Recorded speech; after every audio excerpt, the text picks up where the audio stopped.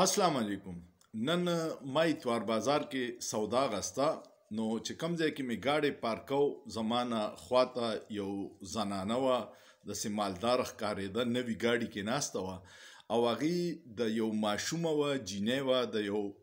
ووتو کالو به وه هغې شکورونه خرڅول د میزري دا شکورونه اوس خو ختم شوي دي خو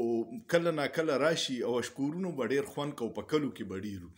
نو هغې نه تپوس وکړو ما دا ټول کنورسیشن اورېدو ځکه پارکینګ دوران او ګاډی مې بیا بندو را بندو نو تپوس یې وکړو چې په څو دي هغې ورته وي په 50 روپۍ د ښځې ورته وي په ګاډي کې ناسته وه کم از کم د 30-40 لاک روپو ګاډی به او ډرایوینګ یې په خپله که ورته وي په 100 روپۍ راکه او 2 بدنه خیر والم نو ماشومې ورته ډېر په بېوسۍ غونته خندا کوله او ورته وي چې په یو شکور په 50 خرڅ کړم ما ته پکې 10 روپۍ ماتې کېږي او تاسو رانه په 100 روپۍ دوالې بیا ما سوچ کوم دا زمونږ عمومي رویې دي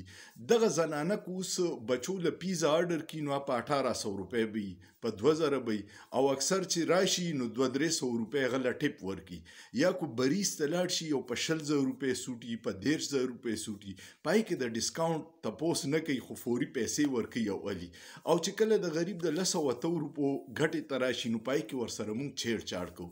داسې مه کوئ ځکه چې دغه غریبانان یا ماشومان د 10 روپو د 100 روپو په یو شي کې ګټي پن خرڅوي په 10 روپۍ او ته ورته چې د 10 روپو دوه رانو په 10 روپو کې به هغه څه ګټي نو دا زموږ د ټولو رویه ده په دغسې دغه شیزونو باندې مونږ ډېر شیزونو پیسې خرچ کوو کو د برینډ بوټان لو کو سینډل لو په 10,000 روپۍ د دې زنانو دا سینډلې دي یو سوټي په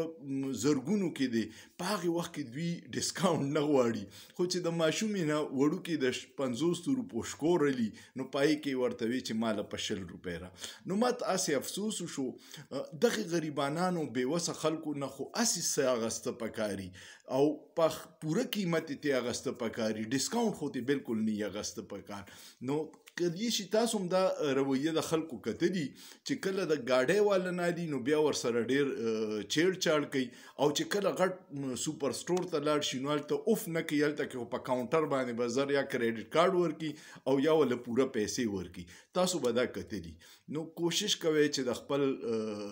غیر چاپیره بېوسۍ کمزوري دومره دغه نه ای سره چیړ مه کوئ هغوی چې ورته څه قیمت ووایي هلې دې په دې 10 روپو باندې سړی غریبیږي نه ستاسو څه خیال دی کمنټ په لازمونو کې کیدای شي تاسو سره همداسې واقع شوي نو نورو دوستانو سره یې شیر کړئ او سوچ به وکړئ په سوچ کې څه ګناه نشته